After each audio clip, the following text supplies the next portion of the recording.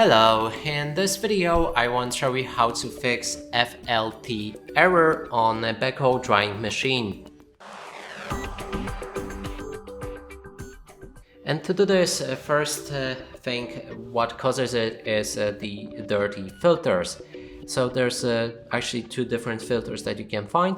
First one is inside, I'm going to show you that quickly in a second, and the another one is located right here. I'm not sure if you can see it, it's under doors. So we can open it and clean it out. Then let's move to the inside doors filter.